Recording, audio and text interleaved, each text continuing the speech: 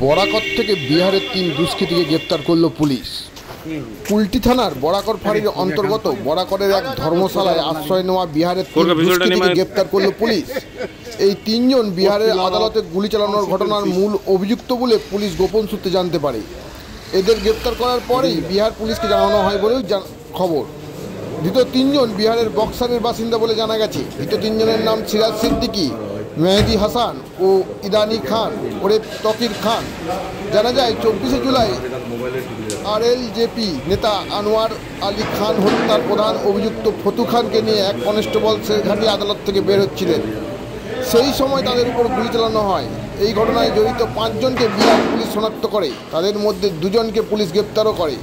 তবে এই ঘটনায় জড়িত 3 জন পালিয়ে যায়। গুলি চালানোর ফলে ফতু খান এবং এক কনস্টেবল গুলিবিদ্ধ হন। 31শে জুলাই বরাকর ফাঁড়ির পুলিশ গোপন সূত্রে খবর পেয়ে বরাকরের এক ধর্মশালায় অভিযান চালিয়ে ওই 3 জনকে গ্রেপ্তার করে। আজ আসানসোল আদালতে পেশ করা হলে বিচারক তাদের জামিন নাকচ করে 4 দিনের পুলিশি হেফাজতের নির্দেশ দেন। গ্রামাঞ্চল শিল্পাঞ্চলের খবর, ব্যুরো রিপোর্ট। আগে